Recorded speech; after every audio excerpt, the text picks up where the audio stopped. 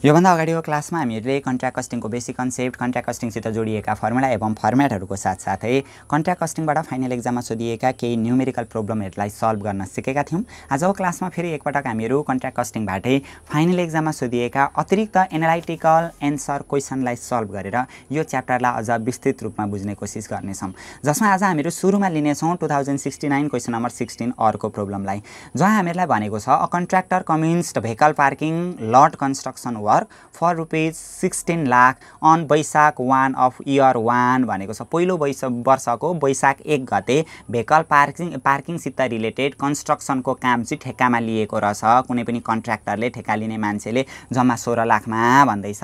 The work progress of year 1 and 2 are as follow भनेको छ क्या। वर्क प्रोग्रेस चाहिँ त्यो काम गरेको इन्फर्मेसन चाहिँ पहिलो वर्ष र दोस्रो वर्षको चाहिँ तल हामीहरूलाई टेबलमा दिएको छ अरे भन्दैछ।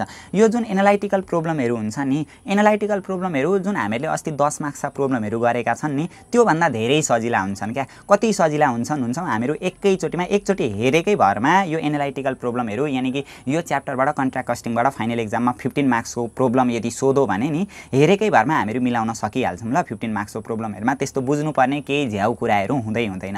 अब यहाँ हेरौँ, हामीलाई रिक्वायरमा त्यही भनेको छ, कन्ट्र्याक्ट एकाउन्ट बनाउनु भनेको छ। इयर 1 एन्ड इयर 2 भनेको पहिलो वर्षको पनि कन्ट्र्याक्ट एकाउन्ट बनाउनु भनेको छ, दोस्रो वर्षको पनि कन्ट्र्याक्ट एकाउन्ट बनाउनु भनेको छ। किनभने ठेक्कामा लिइसके पछाडि त प्रत्येक वर्षको अन्तिममा ठेक्का क्लोज गरेर हेर्छ नि त, नाफा घाटा के भयो भनेर। हो त्यसरी यो पहिलो वर्षको पहिले कन्ट्र्याक्ट एकाउन्ट बनाउनु पर्यो, अनि दोस्रो वर्षको कन्ट्र्याक्ट एकाउन्ट बनाउनु पर्यो ल। यहाँ तल दिएका झिना मसिना कुराहरू हामीहरू हेर्दै जाम्ला हैन। सबैभन्दा सुरुमा यहाँनिर मैले लेखिदिएँ 2069 क्वेसन नम्बर 16 अरमा आएको 15 मार्क्सको यो न्युमेरिकल प्रोब्लम हो कन्ट्र्याक्ट कस्टिङबाट। कन्ट्र्याक्ट एकाउन्ट भनेर लेख्छौँ सुरुमा हामीहरू। फर द इयर इन्डेड 31 चैत्र, वैशाखदेखि काम गर्न सुरु गरेको छ हैन। अब पहिलो वर्षको पुरै होल इयर 12 महिनाको बनाउनका लागि त चैतमा गएर अन्तिम हुन्छ नि त, त्यही भएर for the year ended 31 Chaitra first year भनेर लेखिन्छ ल। पहिलो वर्षको अन्तिमको यहाँनिर हामीहरू तयार गर्दैछौँ। पार्टिकुलर रुपिज त हामीहरूको यो कन्ट्र्याक्टको फर्म्याटै भइहाल्यो। अब यहाँ हेरौँ ल, खर्चहरू पहिले हामीले यो पहिलो वर्षलाई मात्रै हेर्नु पर्यो। पहिलो वर्षको कन्ट्र्याक्ट एकाउन्ट सकिसके पछाडि फेरि हामीले दोस्रो वर्षको बनाउनु पर्ने हुन्छ। मेटेरियल पर्चेज भनेर लेखेको छ हैन। पहिलो वर्षमा 3,50,000 को मेटेरियल पर्चेज गरेको रहेछ हैन, किनेर ल्याएको रहेछ यो भेहिकल पार्किङ गर्ने स्थान बनाउनको लागि। मेटेरियल पर्चेज यो खर्च हो नि त, यो त के भनिराख्नु हैन। अब त सुन्दा यस्तो कुरा त हामीहरूको त रगतमा बग्न थालिसक्यो होला यो कन्ट्र्याक्ट कस्टिङका पोइन्टहरू त हैन। सुरुमा दिएको रहेछ मेटेरियल पर्चेज भनेर, मेटेरियल पर्चेज सरासरी सार्दै जाने क्या। सार्नु उपरान्त यहाँनिर केही कामै छैन। मेटेरियल पर्चेज 3,50,000 मा किनेर ल्याएको रहेछ, 3,50,000 भइहाल्यो। अब मेटेरियल पर्चेजदेखि अब के भएको छ खर्चहरू लेख्दै जाने त हो। डाइरेक्ट वेजेज पेड भनेर दिएको रहेछ 2,50,000। डाइरेक्ट वेजेज पेड भनेर दिएको रहेछ। जम्मा प्रत्यक्ष रूपमा ज्याला कति तिरेको रहेछ त, श्रमिकहरू प्रयोग गरे बापत 2,50,000 हैन। पहिलो वर्षको लेख्दै जाने ल। भरे दोस्रो वर्षको फेरि हामीले कन्ट्र्याक्ट एकाउन्ट बनाउनु पर्ने हुन्छ, त्यहाँनिर दोस्रो वर्षको लेख्छौँ। अदर चार्जेबल एक्सपेन्सेस भनेको रहेछ टु अदर, यो मेटेरियल र लेबरदेखि बाहेकको वेजेसदेखि बाहेकको एक्सपेन्सेसहरूलाई अन्य chargeable expenses, other chargeable expenses भनिन्छ ल। Other chargeable expenses. यसको आउटस्ट्यान्डिङहरू थियो भने चाहिँ जोड्दै जानुपर्ने हुन्थ्यो हैन। यहाँनिर आउटस्ट्यान्डिङको इन्फर्मेसन केही हामीलाई दिएको छैन। अदर चार्जेबल एक्सपेन्सेस हामीलाई 80,000 दिएको रहेछ। अदर चार्जेबल एक्सपेन्सेस 80,000 आइहाल्यो। कति सजिलो छ। अनि यहाँदेखि पछाडि मेटेरियल एट साइट भनेको त्यो अन्तिममा साइटमा भएको मेटेरियल हैन। अन्तिममा साइटमा भएको प्लान्टहरू भनेको जहिले पनि क्रेडिट साइडमा हुन्छ। मेटेरियल एट साइट भनेर 15,000 दिएको रहेछ। मेटेरियल एट साइट हामीहरू क्रेडिटतिर लेखिदिन्छौँ बाई मेटेरियल एट साइट भनेर लेखिदिन्छौँ ल। मेटेरियल एट साइट हामीलाई दिएको छ जम्मा 15,000 दिएको छ हैन। यहाँभन्दा पछाडि अरू के दिएको छ हेर्दै जाम त। वर्क अनसर्टिफाइड भनेको छ। वर्क सर्टिफाइड, वर्क अनसर्टिफाइड भनेको त वर्क इन प्रोग्रेस लेखेर हामीले क्रेडिटतिर लेख्ने हो नि त। एकछिनमा त्यसको इन्ट्री फेरि हामीहरू गरिदिन्छौँ। क्यास रिसिभ फ्रम कन्ट्र्याक्टर भनेको छ। कन्ट्र्याक्टरबाट क्यास रिसिभ भयो अरे 7,65,000। यो क्यास रिसिभ भएको कुरा जाँदैन, यसको आधारमा भरे हामीहरू वर्क सर्टिफाइड निकाल्नु पर्ने हुन्छ। त्यो पनि एकछिनमा डिस्कस गरौँला। अब यो एडिसनल इन्फर्मेसनमा यो बक्सादेखि तलतिर के भनेको छ त्यो हेरिहालौँ। The construction work as in the other work required to be allocate 10% of direct wages for overhead भनेको छ क्या। ओभरहेडको लागि ओभरहेड चाहिँ नि 10% अफ डाइरेक्ट वेजेस होइन, अन्य कामको जस्तै होइन, कन्स्ट्रक्सन यो कन्स्ट्रक्सनको लागि पनि अन्य कामको जस्तै required to be allocate 10% of direct wages for overhead. Overhead चाहिँ 10% अफ डाइरेक्ट वेजेस जति छ नि त्यसको 10% चाहिँ ओभरहेड लाग्दो रहेछ होइन। अरू कन्स्ट्रक्सनको काम जस्तै यो कन्स्ट्रक्सनको काममा पनि डाइरेक्ट वेजेसको 10% चाहिँ ओभरहेड लाग्दो रहेछ भन्दैछ। ओभरहेड भनेको त अप्रत्यक्ष खर्च यानि कि इन्डाइरेक्ट कस्ट हो नि त। ओभरहेड भनेको खर्च हुने बित्तिकै डेबिटतिर लेख्नुपर्ने हुन्छ, ओभरहेड भनेर लेखिदिन्छौँ। अन्य कन्स्ट्रक्सनको कामहरू जस्तै हो यो कन्स्ट्रक्सनको काममा पनि डाइरेक्ट वेजेसको 10% चाहिँ ओभरहेड लाग्छ अरे भन्दैछ। डाइरेक्ट वेजेस भनेको 2,50,000 छ, 2,50,000 को 10% गरिदिने ल। 2,50,000 इन्टु 10 का पनि पर्सेन्ट हटाउन 100 ले भागा गर्ने हो। 2,50,000 को 10% भनेको कति हजार छ?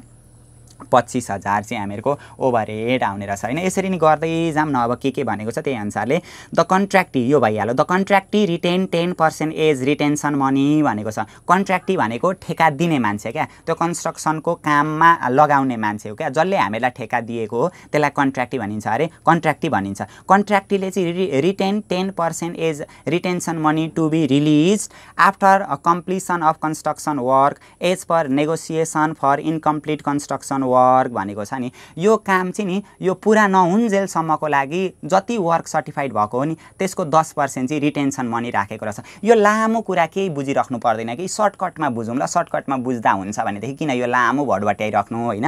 The contractee retain 10% as a retention money. कन्ट्र्याक्टीले 10% चाहिँ रिटेन्सन मनी राखेको छ भने जम्मा 100%मा 10% कन्ट्र्याक्टीले रिटेन्सन मनी राखो भनेदेखि चाहिँ नि बाँकी रहेको 90% चाहिँ हामीले क्यास रिसिभ गरेका रहेछौँ। क्यास रिसिभ चाहिँ 90% रहेछ भन्ने कुरा हामीले बुझ्नु पर्यो। यदि क्वेसनले नि कन्ट्र्याक्टीले 10% अथवा 15% हो यसरी एउटा सर्टेन पर्सेन्टेज रिटेन्सन मनी राखेको छ भनौँ भने चाहिँ नि बाँकी रहेको 100%मा त्यो रिटेन्सन मनी घटाइदिँदाखेरि बाँकी रहेको जति पर्सेन्ट हुन्छ त्यति पर्सेन्ट चाहिँ क्यास रिसिभ भयो भन्ने कुरा हामीले बुझ्नुपर्ने हुन्छ ल। यो अरू केही थाहा पाइराख्नु परेन। अनि two plant each costing 1 lakh. दुईटा प्लान्ट किनेको रहेछ होइन। इच कस्टिङ भनेको प्रत्येक प्लान्टलाई 1 लाख रुपियाँमा किनेको रहेछ होइन। Two plant each costing 1 lakh भनेको दुईटा प्लान्ट किनेको रहेछ र इच कस्टिङ प्रत्येकलाई 1 लाख रुपियाँ पर्छ भने दुईटालाई 2 लाख रुपियाँ पर्छ। Were purchase for use in the construction work since Baishakh 1 of the year 1 भनेको छ क्या। इयर 1 मा चाहिँ हामीले किनेर ल्याएको रहेछ। इयर 1 को कन्स्ट्रक्सनको काममा हामीले हो त्यो दुईटा प्लान्ट पर्चेज गरेको रहेछ, युज गरेको रहेछ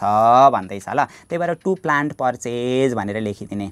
पहिल्यै वर्ष ल, पहिल्यै कन्ट्र्याक्टको लागि 1 लाख रुपियाँ बराबरको दुईटा प्लान्ट किनेर ल्याएको रहेछ। प्लान्ट एट कस्ट भनिदिने होइन। जम्मा एउटालाई 1 लाख हो भने अर्कालाई पनि 1 लाख। इच कस्टिङ भनौँ नि त होइन। दुईटा प्लान्ट किनेर ल्यायो, इच कस्टिङ एउटालाई 1 लाख पर्छ भने दुईटालाई कति लाख पर्दो रहेछ? 2 लाख रुपियाँ पर्दो रहेछ। यो चाहिँ कन्स्ट्रक्सनको काममा भएको खर्च भयो होइन। अब हेर्दै जाउँ के भनेको छ होइन। Purchase use for the construction Baishakh 1 भयो होइन। 1 प्लान्ट बिकम अनसुइटेबल, त्यो चाहिँ काम नलाग्ने भयो अरे क्या, हामीहरूको प्रयोगमा आएन अरे। 1 plant become unsuitable and was sold for rupees 70,000। 1 plant हामीले त दुईटा प्लान्ट किनेर ल्याएको थियो हो, त्यो दुईटा प्लान्ट मध्ये एउटा प्लान्ट चाहिँ अनसुइटेबल भयो अरे क्या, काम नलाग्ने भयो अरे। And was sold for rupees 70,000 र त्यसलाई बेच्यौँ अरे 70,000मा बेच्यौँ अरे भन्दैछ। अब बेचिसके पछाडि जति रुपियाँमा बेचेको हो नि त्यसलाई हामीले क्रेडिटतिर पोस्टिङ गर्नुपर्ने हुन्छ क्या। मेटेरियल सेल्स गरेको छ होइन, प्लान्टहरू सेल्स गरेको छ भने कतिमा सेल्स गरेको छ त्यसलाई क्रेडिटतिर लेख्नुपर्ने हुन्छ। बाई सेल्स अफ प्लान्ट भनेर लेखिदिन्छौँ। सेल्स अफ प्लान्ट भनेर लेखिदिन्छौँ। कति हजारमा बेचेको रहेछ प्लान्टलाई? 70,000मा। 1 प्लान्ट अनसुइटेबल, एउटा प्लान्ट, दुईटा प्लान्ट मध्ये एउटा प्लान्ट चाहिँ अनसुइटेबल भयो अरे भन्नुको मतलब 1 लाख रुपियाँमा जुन एउटा किनेको थियो त्यो चाहिँ अनसुइटेबल भयो अरे, त्यसलाई 70,000मा बेचिदियो अरे। अब बेचिसके पछाडि कि त नाफा हुन्छ कि त नोक्सान हुन्छ होइन। अब सरासरी हेर्दा त एउटा प्लान्टलाई 70,000मा बेच्यो होइन। 1 लाखमा किनेको थियो 70,000मा बेच्यो भने 1 लाखकोलाई 70,000मा बेच्दा 30,000 घटेर बेचेको छ, 30,000 नोक्सान भएछ भन्ने बुझिन्छ नि त। तर यहाँनेरि कुरा त्यो यदि बेचेको डेट दिएको छ भने नि कहिले बेचो भनेर हो, त्यो बेचेको डेट दिएको छ भने त्यति बेलासम्मको डिप्रिसिएसन कटाएर मात्रै हामीले नाफा नोक्सान क्याल्कुलेट गर्नुपर्ने हुन्छ। 1 plant become unsuitable and was sold for rupees 70,000 on Poush 1 of year 1 one भनेको पहिलो वर्षको पुसमा गएर बेचेको रहेछ। अब पुसमा बेचिसके पछाडि पुससम्म त चलायो नि त, वैशाखको सुरुमा किनेको थियो पुससम्म चलायो भने हो त्यो चलाएको डेटसम्मको हामीले डिप्रिसिएसन काट्नुपर्छ। अनि त्यो बाँकी रहेको एमाउन्ट जति हुन्छ नि हो त्यसलाई बुक सेल्वेज भ्यालु भनिन्छ। अनि त्यो निकालिसकेपछि मात्रै हामीले नाफा नोक्सान पत्ता लगाउन सक्छौँ। ल यहाँ हेरौँ, अब यसको लागि हामीले वर्किङ नोट गर्नुपर्ने हुन्छ होइन। यो बुझिन्छ, एकछिनमा म फेरि ब्याक आएर यसलाई बुझाउँछु। ल वर्किङ नोटमा जाने, ल क्यालकुलेसन। अब प्लान्ट बेचिसक्यो नि त, अब बेचिसके पछाडि कहिले बेचो भनेर हो त्यसको डेट दिएको छ भनेदेखि होइन, हो त्यो डेट दियो भनेदेखि हामीले त्यसको डिप्रिसिएसनलाई पनि एडजस्ट गरेर नाफा नोक्सान क्यालकुलेसन गर्नुपर्ने हुन्छ। अहिले त्यो सबै कुरा छाडिदिउँ होइन, के मात्रै बुझौँ भने यहाँ लेखौँ। ल वर्किङ नोटमा गएर क्यालकुलेसन अफ गेन अथवा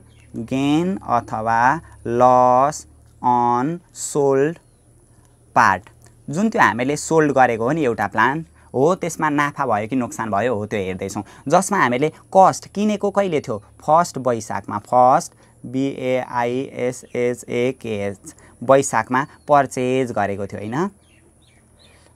कतिमा पर्चेज गरेको थियो हामीले, एउटा मात्रै बेचो भनेको छ नि त, त्यही भएर हो त्यसको मात्रै नाफा नोक्सान, बेचेको मात्रै नाफा नोक्सान क्यालकुलेसन गर्नुपर्छ। 1 लाखमा किनेको थियो, त्यो फर्स्ट वैशाखमा 1 लाखमा किनेको थियो। पुसमा बेचो भने नि पुसको कहिले, पुसको सुरुमा बेचेको छ कि पुसको अन्तिममा बेचेको छ। पुस 1 अफ द इयर 1 भनेको छ, पुसमा गएर। वैशाखको सुरुमा किनेको थियो, वैशाख चलो, वैशाख जेठ असार साउन भदौ असोज कार्तिक मङ्सिर, अनि पुसको चाहिँ सुरुमै बेच्यो नि त, मङ्सिरसम्म चलो भन्नुको मतलब वैशाखदेखि मङ्सिरसम्म चल्दाखेरि 8 महिना चलेछ। त्यही भएर लेस डिप्रिसिएसन कटाउनु पर्ने हुन्छ क्या। कहिले, अब पहिलो वर्षको पुससम्मको, POUSS पुस 1 सम्मको डिप्रिसिएसन कटाउनु पर्ने हुन्छ। डिप्रिसिएसन कति पर्सेन्ट दिएको छ त यहाँनिर भने 20% per annum on the written down value method भनेको छ। घट्दो श्रेष्ठता विधि अनुसार डिप्रिसिएसन काट्नुपर्ने भन्दैछ। सुरुमा चाहिँ केही इफेक्ट पर्दैन, भरे यसको बारेमा पनि म बुझाउँछु। पुसमा गएर डिप्रिसिएसन काटो भन्दैछ होइन, पुसमा बेचो भन्दैछ भने पुससम्मको डिप्रिसिएसन काट्नु पर्यो क्या। 20% छ नि त डिप्रिसिएसन, भन्नुको मतलब 1 लाखको 20%। यहाँ हेरौँ है कति सजिलो छ,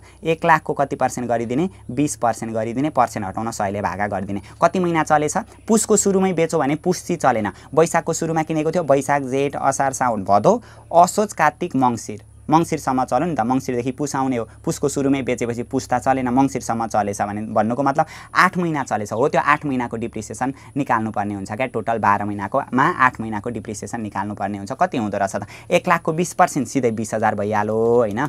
20,000 को 8 का मुनि 12, 8 का मुनि 12 गर्दाखेरि कति डिप्रिसिएसन रहेछ, 13,333.33 चाहिँ डिप्रिसिएसन रहेछ। 13,333.33 डिप्रिसिएसन रहेछ भने अब जहिले पनि नि यो किनेको जुन हामीले कस्ट प्राइस हो नि, हामीले वैशाखमा त यो पर्चेज गरेको थियो, यो त कस्ट प्राइस हो नि हो। यो कस्टमा डिप्रिसिएसन घटाउँदाखेरि बुक सेल्वेज भ्यालु आउँछ क्या, बुक सेल्वेज भ्यालु। कहिले किनेको थियो होइन, हो त्यो किनेको डेटको मूल्यबाट होइन, त्यो कहिले किनेको थियो हो त्यो भ्यालुबाट कहिलेसम्म चलायो नि हो त्यो चलाएको बेलासम्मको डिप्रिसिएसन घटायो भने जहिले पनि बुक सेल्वेज भ्यालु आउँछ क्या। कति सामानको मूल्य चाहिँ कति पुगिसकेको रहेछ, 1 लाखमा 13,333 त डिप्रिसिएसन काट्यो, 1 लाखमा माइनस 13,333 त डिप्रिसिएसन काट्यो भने 8 र 6 86,667 रुपियाँ चाहिँ हामीहरूको बुक सेल्वेज भ्यालु। अब सामान चाहिँ चलाइसकेर नि त्यसको डिप्रिसिएसन चार्ज भएर सामानको मूल्य चाहिँ 86,667 मा झरिसकेको रहेछ। अब 86,667 को सामानलाई क्यास सेल्वेज भ्यालु कति रुपियाँमा बेचो भन्दै थियो, 70,000 मा बेचो भन्दै थियो नि त। 86,667 को सामानलाई 70,000 मा बेचो अरे। डिप्रिसिएसन काट्दै काट्दै सामान 1 लाखमा किनेको थियो, 8 महिना चलाउँदाखेरि 8 महिनाको डिप्रिसिएसन 13,333 काटिँदाखेरि 86,667 सामानको मूल्य पुगेको थियो। 86,667 भ्यालु भएको सामानलाई 70,000 मा बेचो। जति भ्यालु थियो त्योभन्दा कम्तीमा बेचो भने त नोक्सान भयो नि त, लस भयो क्या। लस कति भएछ त यहाँनिर हेरौँ त, जम्मा 16,667 रुपियाँ चाहिँ नोक्सान भएछ होइन। 86,667 मा 70,000 डिप्रिसिएसन काटेर सामानको भ्यालु चाहिँ वास्तवमा 86,667 पुगेको थियो होइन। त्यसलाई बेच्ने बेलामा 70,000 मा होइन, जति भ्यालु थियो त्योभन्दा घटेर बेच्यो नि त। कति घटेर बेचेछ, 16,667 रुपियाँ घटेर बेचेछ भने त्यो जुन घटेर बेचेको छ नि त्यो नोक्सान भएको रहेछ क्या, लस भएको रहेछ। लसलाई हामीले कतापट्टि लेख्नुपर्ने हुन्छ, क्रेडिटतिर होइन। यदि प्लान्टहरू बेच्दा होइन, मेटेरियलहरू बेच्दा नाफा भयो भने डेबिटतिर लेख्ने, लस भयो भने क्रेडिटतिर लेखिदिनु पर्ने हुन्छ बाई होइन। Profit and loss on sales of plant भनेर यहाँनिर लेखिदिन्छौँ। कति नोक्सान भएको रहेछ, 16,667 भएको रहेछ हो। यसरी लेख्नुपर्छ ल। यदि प्लान्ट बेचेको छ भने नि कहिले बेच्यो होइन हो त्यसको डेट उल्लेख गरेको छ भने हामीले यसरी एडजस्ट गर्नुपर्ने हुन्छ। अहिले पुसमा गएर प्लान्ट बेच्यो भने पुससम्म त चल्यो नि त, हो त्यो चलाएको बेलासम्मको डिप्रिसिएसन कटाएर सामानको भेल्यु कति बाँकी रहेको छ, हो त्यो कति भेल्यु बाँकी रहेको थियो र त्यसलाई कतिमा बेच्यो भनेर हो त्यो दुईटालाई कम्पेयर गरेर नाफा नोक्सान निकाल्नुपर्ने हुन्छ। जस्तै अब पुससम्म चलाउँदाखेरि 86,667 पुगेको थियो, 90,000मा बेचिदियो भने त जति सामानको भेल्यु थियो त्योभन्दा धेरैमा बेच्यो नि त, त्यतिखेर चाहिँ नाफा हुन्थ्यो, त्यसलाई चाहिँ डेबिटतिर पोस्टिङ गर्नुपर्ने हुन्थ्यो। ल यो कुरालाई पनि हामीले विचार गर्नुपर्ने हुन्छ। यो भइहाल्यो होइन।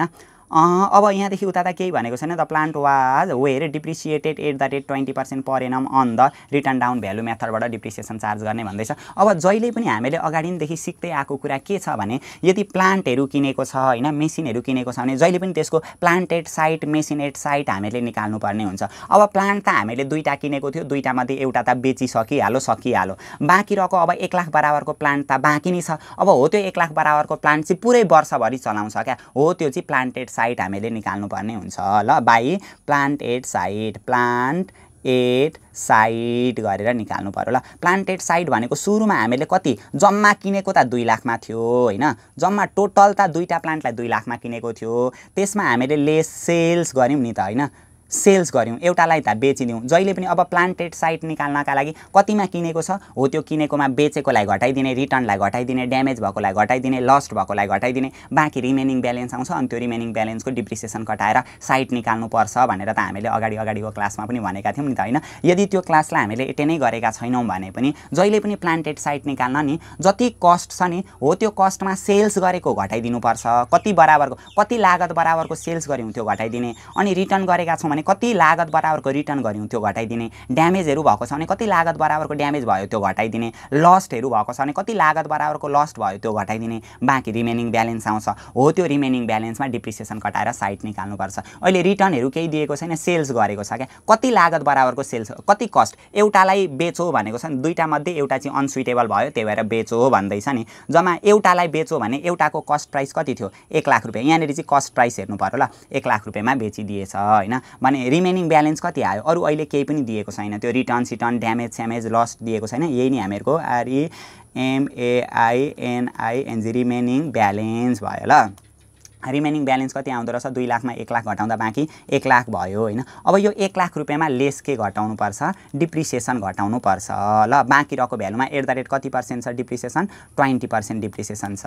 डिप्रिसिएसन अब बाँकी रहेको सामान त रिटर्न पनि गरेको छैन, सेल्स पनि गरेको छैन भने पुरै वर्षैभरि चल्यो, वर्षैभरिको डिप्रिसिएसन काट्नु पर्यो क्या। अघि पो पुसमा बेचेको कारणले गर्दा पुससम्मको डिप्रिसिएसन काटेर हेऱ्यौँ त, अहिले त बाँकी रहेको सामान त पुरै वर्षैभरि चल्यो नि त, त्यही भएर पुरै वर्षैभरिको डिप्रिसिएसन काट्नु पर्यो। 1 लाखको 20% कति हजार आउँछ, 20,000 आउँदो रहेछ। 1 लाखमा 20,000 घटाउँदा बाँकी कति रह्यो, 80,000 चाहिँ हामीहरूको प्लान्टेड साइट रहँदो रहेछ। अब यहाँभन्दा पछाडि जहिले पनि हामीले कन्स्ट्रक्सनको काम गर्दाखेरि पाउने भनेको मेन इन्कमको सोर्सेस भनेको सर्टिफाइड भएको वर्क र अनसर्टिफाइड भएको वर्कबाट पैसा पाउने हो। सर्टिफाइड भएको वर्कबाट चाहिँ डाइरेक्ट हामीले केही सर्टेन पर्सेन्टेज पैसा पाइहाल्छौँ, जुन त्यो अनसर्टिफाइड भएको वर्क हो त्यो अनसर्टिफाइड भएको वर्कलाई पनि सर्टिफाइड गराएर हो त्यहाँबाट पनि पैसा पाउने हो नि त। त्यही भएर बाई वर्क इन प्रोग्रेस भनेर लेखिदिन्छौँ, work in progress PROGRESS progress भनेर लेखिदिन्छौँ। वर्क इन प्रोग्रेसमा दुईटा कुरा, एउटा वर्क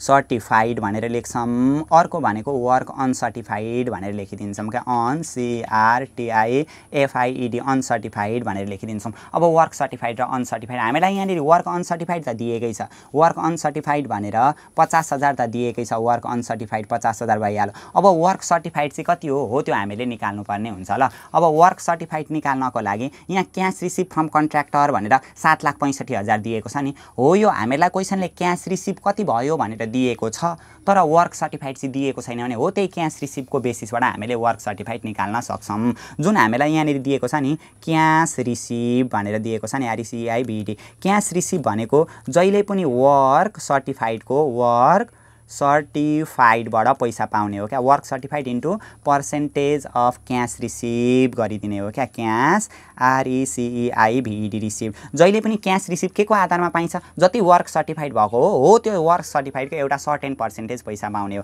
अहिले क्यास रिसिभ भनेर हामीलाई इयर 1मा 7,65,000 दिएको छ, इजिकल टु वर्क सर्टिफाइडको work certified into percentage of cash receive भनेको कति प्रतिशत चाहिँ हामीले क्यास रिसिभ गरेका छौँ त भनेदेखि यहाँनिर the contractee retain 10% as a retention money. कन्ट्र्याक्टीले 10% रिटेन्सन मनी राख्यो भने जम्मा 100% मा 10% रिटेन्सन मनी छ भने बाँकी रहेको 90% चाहिँ पैसा पाएको रहेछ। यसरी बुझ्नु पर्यो ल। कुनै कुनै क्वेसनमा चाहिँ डाइरेक्ट हामीलाई क्यास रिसिभ 90% अथवा क्यास रिसिभ 85% अथवा क्यास रिसिभ 80% 70% भनेर डाइरेक्ट क्यास रिसिभको त्यो पोर्सन दिएकै हुन्छ पर्सेन्टेज। तर यसरी रिटेन्सन मनी चाहिँ 10% छ भन्यो भने बाँकी रहेको चाहिँ क्यास रिसिभ हुन्छ। 100% मा 10% रिटेन्सन मनी हो भने बाँकी रहेको 90% चाहिँ हामीहरूको क्यास रिसिभ हो। 90% भनेको 0.90। देखो यहाँबाट हामीले यतापट्टि लेखिने ल, अहिले नआट्न सक्छ। यहाँ तल हामीहरूको वर्क सर्टिफाइड कति रहेछ त भनेदेखि यो 0.90 गुणा छ, यता आउँदा भागा हुन्छ हैन। कति हुँदो रहेछ 7,65,000लाई 7,65,000 डिभाइडेड बाई 0.90 गर्दाखेरि आउँदो रहेछ 8,50,000 चाहिँ हामीहरूको वर्क सर्टिफाइड रहेछ। रुपिज 8,50,000 चाहिँ हामीहरूको के रहेछ वर्क सर्टिफाइड रहेछ भनेर यसरी हामीले वर्क सर्टिफाइडको ब्यालेन्स निकाल्नु पर्यो ल। 8,50,000 वर्क सर्टिफाइड रहेछ भने सर्टिफाइड र अनसर्टिफाइड गरेर जम्मा हामीहरूको कति एमाउन्ट बराबरको चाहिँ पैसा पाउने रहेछन्। अनसर्टिफाइडबाट पनि पछि भविष्यमा यसलाई सर्टिफाइड गराएर पैसा लिने हो नि त। जम्मा आउँदो रहेछ यहाँबाट 9 लाख रुपियाँ आउँदो रहेछ। यो पनि भयो हामीहरूको हैन। अब यति भइसके पछाडि नि अब सबै सक्यो ल। हामीले मेन सोच्नुपर्ने भनेको प्लान्ट किनिसके पछाडि त्यसको साइटहरू निकाल्नुपर्छ, बेचेहरूको कुरा सबै हामीले एडजस्ट गरिसके पछाडि अब क्रेडिटको जोडिदिने इयर 1 को हामीहरूको कम्प्लिट भइसक्यो। अब क्रेडिटको पहिले जोडिदिने त्यही एमाउन्टलाई कतापट्टि लेखिदिन्छौँ, डेबिटमा पनि लेखिदिन्छौँ। कति हुँदो रहेछ क्रेडिटको पहिले जोडिदिने 9 लाख दिएको छ तल हामीहरूको 9 लाख प्लस अर्को दिएको छ 80,000 दिएको छ हैन। 80,000 प्लस मासतिर दिएको छ 16,666, 16,667 दिएको छ। त्यो पोइन्टमा चाहिँ हामीले लेखेनौँ है, यो क्वेसनमा अल्छी गऱ्यौँ। प्लस 70,000 दिएको छ, 70,000 प्लस अर्को दिएको छ 15,000 दिएको छ। गर्दाखेरि टोटल हामीहरूको 10,81,667 रुपियाँ आउँदो रहेछ ल। यो टोटल सबै जोड्दाखेरि 10,81,667 आउँदो रहेछ। त्यही एमाउन्टलाई यहाँ पनि लेखिदिने 10,81,667 आउँदो रहेछ। यता जोड्नमा चाहिँ मिस्टेक गर्नु भएन। अब यो एमाउन्टबाट यो माथिको सबै घटाइदिने, यो डेबिट साइडमा भएको कति कति छ त्यो सबै घटाइदिने। सुरुदेखि घटाउँदै आएँ ल म। माइनस 3,50,000 दिएको रहेछ सुरुमा, माइनस 2,50,000 दिएको रहेछ त्यहाँदेखि तलतिर, माइनस 80,000 दिएको रहेछ त्यहाँदेखि तलतिर, 25,000 दिएको रहेछ त्यहाँदेखि तलतिर, अनि फेरि 2 लाख दिएको रहेछ त्यहाँदेखि तलतिर गर्दा 1,76,667 रुपियाँ बाँकी रहँदो रहेछ ल। तपाईँहरूले पनि एकचोटि क्यालकुलेटर गर्ने, मिस्टेक गरेको छैन, जिरोहरू राइट नै थिचिएको छ। कहिले कोही बेला चाहिँ क्यालकुलेटरको जिरोले धोका दिन्छ क्या, थिचिँदैन नि त कुन कुन क्यालकुलेटरमा। 1,76,667 आयो। 1,76,667 यो हामीहरूको डेबिट साइडमा पुगेन। डेबिटमा पुगेन भने नोसनल प्रफिट हुन्छ क्या। जति डेबिटतिर पुग्दैन त्यसलाई के भनिन्छ to notional profit. Notional profit C भनिन्छ क्या, क्यारिङ डाउन। अब यो नोसनल प्रफिट 1,76,667 र 767 है। अहिले एउटा 6 लेखेकै छुइनँ मैले, हो यस्तो आउँदो रहेछ ल। 3वटा 6 भयो नि त। अब यो यतापट्टिको सिडी यता आउँदाखेरि बिडी भएर जान्छ ल। यतापट्टि लेख्छौँ हामीहरू बाई नोसनल प्रफिट बिडी भनेर लेखिदिन्छौँ। कति आउँदो रहेछ 1,76,667। अब यो जुन नोसनल प्रफिट छ नि, नोसनल प्रफिटलाई 2 भागमा हामीले विभाजन गर्नुपर्ने हुन्छ। एउटा त छ हामीहरूको profit and loss account to profit and loss account हैन, लस एकाउन्ट भयो। अर्को चाहिँ छ टु हामीहरूको work in progress WIP reserve account भन्ने छ, रिजर्भ एकाउन्ट भन्ने छ। हो यो 2टा भागमा हामीले ट्रान्सफर गर्नुपर्ने हुन्छ हैन। अब कति यो जुन नोसनल प्रफिट छ नि, हो यो नोसनल प्रफिटमा चाहिँ कति चाहिँ हामीहरूको प्रफिट एन्ड लस एकाउन्टमा गयो र कति चाहिँ वर्क इन प्रोग्रेस रिजर्भ एकाउन्टमा लाने भन्ने कुरा चाहिँ हामीले वर्किङ नोटबाट गर्नुपर्ने हुन्छ। पर्सेन्टेज अफ वर्क सर्टिफाइडको पर्सेन्टेजको आधारमा प्रफिट एन्ड लस एकाउन्टमा ट्रान्सफर गर्नुपर्ने हो नि त। त्यही भएर यहाँनिर लेख्छौँ हामीहरू calculation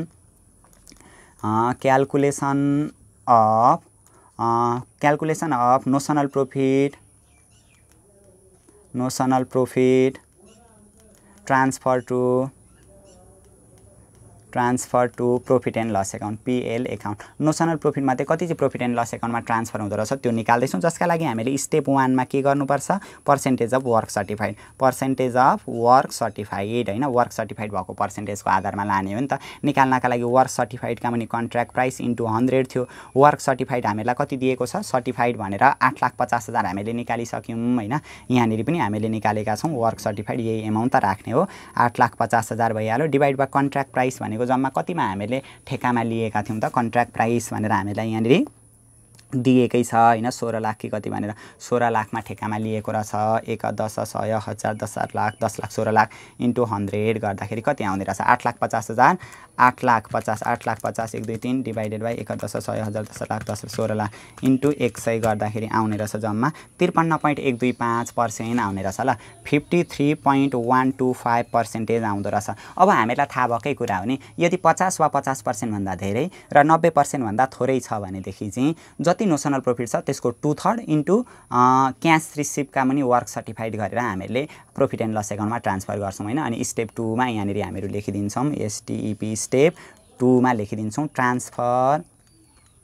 transfer to profit and loss account PL account profit and loss एकाउन्टमा कति ट्रान्सफर गर्ने रहेछौं 2/3 अफ नोसनल प्रॉफिट भन्नुको मतलब 1,76,667 आएको छ 1,76,667 1,77,667 हैन को 2/3 of notional profit into cash रिसिभका पनि वर्क सर्टिफाइड। अब त्यो क्याश रिसिभका पनि वर्क सर्टिफाइड पुरै एमाउन्ट राखे पनि भयो हैन त्यो एमाउन्ट नराखेर कति प्रतिशत चाहिँ क्याश रिसिभ भएको छ 10% चाहिँ रिटेन्सन मनी हो त्यो चाहिँ कन्ट्र्याक्टले नै राख्छ भने बाँकी रहेको 90% चाहिँ क्याश रिसिभ हो नि त 90% को मतलब 0.90 राखिदिने 1,76,000 1,76,667 हैन इन्टु 2/3 को कति 0.90 गर्दाखेरि आउँदो रहेछ हामीहरुको 1,06,000 आउँदो रहेछ र यसरी चाहिँ हामीले केमा ट्रान्सफर गर्नुपर्छ 1,06,000.2 दिएको छ त्यो 2 लाई खल्लीबल्ली हटाइदिदा भइहाल्यो 1,06,123.2 आउँदो रहेछ हो यति चाहिँ हामीहरुको प्रॉफिट एन्ड लस एकाउन्टमा ट्रान्सफर हुँदो रहेछ ल एउटै त प्रोसेस हो जुन हामीले अगाडि पनि सिकेकै थियौं हैन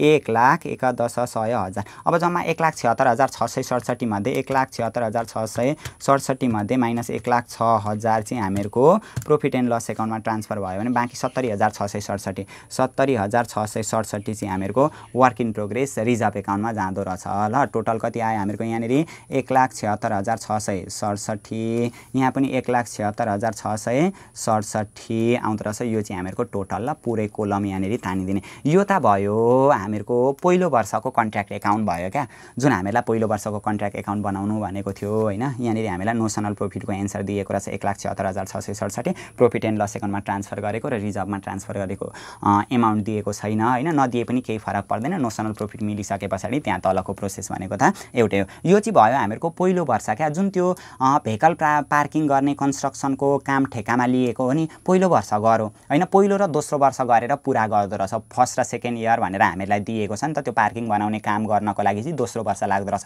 अब 2 वर्षमा गएर काम पुरा गरेको देखाइदिनु पर्ने हुन्छ ल हामीले अब दोस्रो वर्षमा जानु पर्यो हैन कन्ट्र्याक्ट एकाउन्ट भनेर यसरी नै बनाउनु पर्यो जसरी अहिले हामीले गर्यौं पहिलो वर्षमा जति खर्च लागेको छ अब दोस्रो वर्षमा पनि के खर्च लागेको छ त्यसको इन्फर्मेसन हामीलाई दिएकै हुन्छ हैन हो त्यसको आधारमा गर्नु पर्यो कन्ट्र्याक्ट एकाउन्ट भनेर लेखिदिने for the year ended 31 Chaitra second year भनेर यहाँनेरि सुरुमा लेखिदिने अब सुरुमा गर्दाखेरि चाहिँ नि जस्तै अब के हुन्छ भनेदेखि हामीले जुन सुरु दिनदेखि नै हामीले एक्जाम्पल एउटा दिइराखेका थियौं जस्तै के हुन्छ भने 3 तले बिल्डिङ बनाउने हामीले ठेकामा लिएका छौं 3 तले बिल्डिङ बनाउने ठेका लियौं पहिलो वर्ष हामीले एक तलो छापिसक्यौं अब दोस्रो वर्षमा हामीले त्यही एक तलो माथि अर्को तलो छाप्ने हो नि त 3 तले बनाउनु पर्ने छ नि त कि 3 तले बिल्डिङ बनाउने ठेका लिएकोमा पहिलो वर्ष एक ठाउँमा एक तलो छाप्यौं दोस्रो वर्ष अर्कै ठाउँमा गएर अर्को तलो बनायौं तेस्रो वर्ष अर्कै ठाउँमा गएर अर्को तलो बनाउने त होइन जुन तलो छापेको छ ती माथि गर्दै गएर 3 तला पुर्याउने हो नि त हो यस्तै हुन्छ क्या कन्स्ट्रक्सनको काम पनि पहिलो वर्ष जति पुरा भइसकेको छ ती माथि बढाउँदै जाने हो क्या त्यसलाई नि अझै पुरा गर्दै जाने हो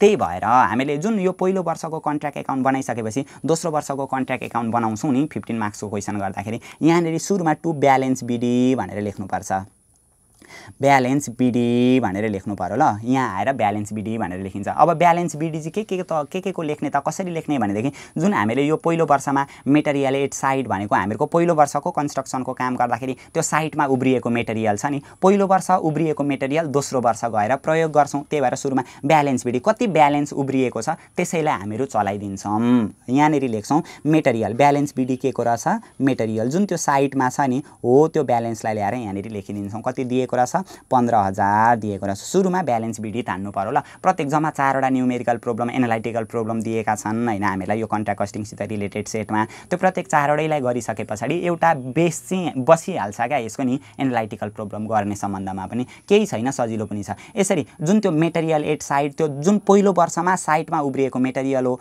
पहिलो वर्षमा साइटमा उब्रिएको प्लान्टहरू हो त्यसलाई लेख्नुपर्छ ल। प्लान्ट एट साइट भनेर त्यो बेचेको त सकिहाल्यो, पहिलो वर्ष बेचेको हो त्यो सक्यो, त्यसलाई फेरि तानिराख्नु परेन। प्लान्ट एट साइट भनेर हामीहरूको कति आएको छ, कस्टमा सेल्स घटायौँ, प्लान्ट एट साइट भनेर 80,000 निकालेका छौँ नि यहाँनिर के गरेर 80,000 निकालेका छौँ। एउटा ब्यालेन्स बिडी मेटेरियलको भयो, अर्को हामीलाई दिएको रहेछ प्लान्टको पनि दिएको रहेछ, जम्मा कति हजार दिएको रहेछ 80,000 दिएको रहेछ। अब यहाँभन्दा पछाडि वर्क इन प्रोग्रेसको पनि ल्याउनुपर्छ क्या, WIP यानि कि वर्क इन प्रोग्रेस, जुन त्यो सर्टिफाइड भएको वर्क र अनसर्टिफाइड भएको वर्क हो। अघि मैले एक्जाम्पल दिएँ नि, 3 तले घर बनाउने 3 तले बिल्डिङ बनाउने ठेक्का लिएको छ, पहिलो वर्ष पहिलो तल्लो छापिसक्यो, सर्टिफाइड भइसक्यो, कतिपय काम चाहिँ अनसर्टिफाइड पनि भएको छ भनेदेखि अब ती माथि अरू बनाउने हो नि त। त्यही भएर अब दोस्रो वर्ष काम थाल्दा पनि पहिलो वर्ष जति गरेको छ त्यहाँदेखि माथि गर्दै जाने हो क्या। त्यही भएर यो जुन वर्क इन प्रोग्रेस छ त्यो पनि यतापट्टि आएर ओपनिङ ब्यालेन्स भएर जान्छ ल। वर्क इन प्रोग्रेसमा सर्टिफाइड भएको र अनसर्टिफाइड भएको 8,50,000 र 50,000 जम्मा 9 लाख रुपियाँ आउने रहेछ। 8,50,000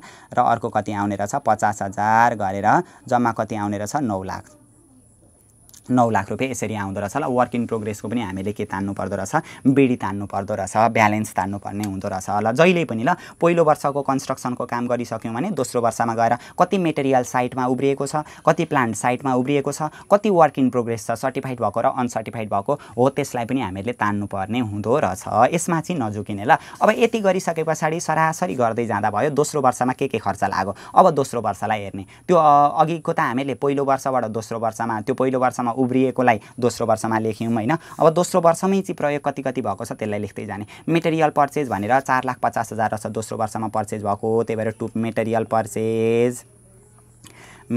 पर्चेज भनेर लेखिदिने हैन।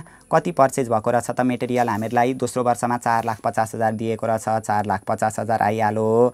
अनि अरू के भएको छ हेर्दै जाने। अब त सार्नु त छ। डाइरेक्ट वेजेस पेड भनेर 1 लाख दिएको रहेछ, डाइरेक्ट वेजेस पेड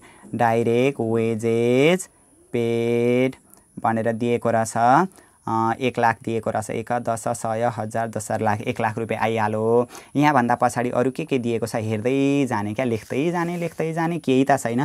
अनि अदर चार्जेबल एक्सपेन्सेस भनेको त्यो जुन डाइरेक्ट मेटेरियल डाइरेक्ट वेजेसदेखि फाल्टु अन्य प्रत्यक्ष रूपमा लाग्ने खर्चहरू छन् त्यसलाई नि अदर चार्जेबल एक्सपेन्सेस भनिन्छ हैन। अदर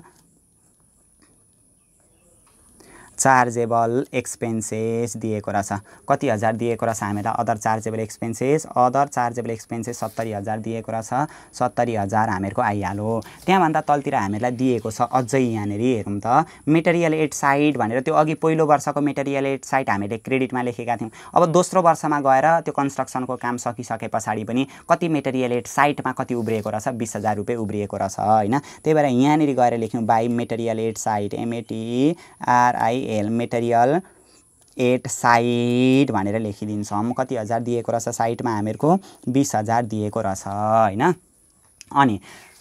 अनि यहाँभन्दा पछाडि के भनेको छ भने वर्क अनसर्टिफाइड भनेर दिएको रहेछ, जम्मा हामीलाई 20,000 दिएको रहेछ वर्क अनसर्टिफाइड। अनि क्यास रिसिभ फ्रम कन्ट्र्याक्टर, अब यहाँ हेरौँ 16 लाखको ठेक्कामा लिएको थियो हामीले हैन, त्यो पार्क बनाउने 16 लाख रुपियाँमा ठेक्कामा लिएको थियो। अनि दोस्रो वर्षमा गएर 16 लाख रुपियाँ हामीले पाएका छौँ नि त। भने अब काम कम्प्लिट भइसक्यो, काम कम्प्लिट भइसकेपछि मात्रै सबै पैसा पाउने हो नि त। पहिलो वर्षमा हामीले गऱ्यौँ, दोस्रो वर्षमा आएर कम्प्लिट गरिदिएछौँ, किनभने 16 लाख रुपियाँ ठेक्कामा लिएकोमा क्यास रिसिभ भनेको 16 लाख रुपियाँ पाइसक्यौँ भने अब कम्प्लिट भइसक्यो क्या हामीहरूको। दोस्रो वर्षमा आएर कम्प्लिट भइसक्यो। अब कम्प्लिट भइसक्यो भने वर्क हामीले यहाँनिर अरू केही पनि हेर्नु परेन क्या, direct work certified work uncertified केही पनि हुँदैन। सर्टिफाइड अनसर्टिफाइडको कुरै आउँदैन, सबै कम्प्लिट भइसक्यो भने न त सर्टिफाइड न त अनसर्टिफाइड केही हुँदैन, पुरै कम्प्लिट भइसक्यो, पुरै रुजु भइसक्यो। त्यही भएर सर्टिफाइड अनसर्टिफाइडहरू हामीले केही पनि देखाउनु पर्दैन यहाँनिर ल। यदि कन्ट्र्याक्ट कम्प्लिट भइसक्यो भने त्यही भएर यहाँ हेरौँ त वर्क अनसर्टिफाइड भनेर दिएको पनि छैन यहाँनिर, वर्क अनसर्टिफाइड भनेर दिएन, सर्टिफाइड भनेर पनि कुरा गरेको छैन। डाइरेक्ट हामीले 16 लाखको ठेक्का लिएकोमा 16 लाख रुपियाँ पाइसक्यौँ दोस्रो वर्षको अन्तिममा पुगिसके पछाडि। त्यही भएर अब कन्ट्र्याक्ट कम्प्लिट भयो भने नि न त हामीले नोसनल प्रॉफिटै निकाल्नुपर्छ, न त सर्टिफाइड वर्कै निकाल्नुपर्छ, न त अनसर्टिफाइड वर्कै निकाल्नुपर्छ, हामीले केही निकाल्नु पर्दैन क्या। अब मात्र यहाँनिर पहिले भरिसकौँ होइन, तल के इन्फर्मेसन दिएको छ, खर्चहरू आम्दानीहरू के दिएको छ त्यो इन्ट्री गरिसके पछाडि डाइरेक्ट एकैचोटि सकिन्छ, हामीले केही गर्नै पर्दैन। The construction was as in other work required to be allocate 10% of the direct wages for overhead. Direct वेजेसको 10% चाहिँ ओभरहेड राख्नुपर्छ अरे। अब कुनमा चाहिँ पहिलो वर्ष कि दोस्रो वर्ष केही भनेन भने पहिलो वर्षमा पनि राखेका थियौँ, दोस्रो वर्षमा पनि राख्नु पर्यो, अदर ओभरहेड भनेर राख्नु पर्यो ल। टु ओभरहेड, ओभरहेड चाहिँ कति पर्सेन्ट छ अरे 10% of direct wages. Direct wages यहाँ त 1 लाख छ, अघि पो 2,50,000 थियो त होइन। 1 लाख 1 10 100 1000 10 लाख 10 लाख भइसक्यो। फेरि यहाँ 1 लाखको 10% कति हजार आउँदो रहेछ ओभरहेड, यहाँनिर 10,000 रुपियाँ आउँदो रहेछ होइन। यसरी ओभरहेड पनि हामीले लेखिसक्यौँ। अब जहिले पनि नि यदि प्लान्ट छ भने नि अब प्लान्टेड साइट निकाल्नु पर्यो क्या। त्यो जुन पहिलो वर्षमा उब्रिएको प्लान्ट थियो नि 80,000 प्लान्टेड साइट, अघि हामीले यो प्लान्ट भनेको त पहिलो वर्षको प्लान्टेड साइट हो नि त। प्लान्टेड साइट भनेर पहिलो वर्षको साइटमा भएको प्लान्ट होइन, अन्तिममा भएको प्लान्ट दोस्रो वर्षमा ल्याएर सुरुमा राख्यौँ, दोस्रो वर्षको ओपनिङ सुरुमा आयो। अब दोस्रो वर्षको सुरुमै आइसकेपछि दोस्रो वर्ष पनि त चल्यो नि त यो प्लान्ट। अब फेरि यहाँनिर हामीले दोस्रो वर्षमा गएर प्लान्टेड साइट निकाल्नुपर्ने हुन्छ। बेचेको ओरेको केही पनि छैन ल, यसको प्लान्टेड साइट भनेर निकाल्नु पर्यो ल।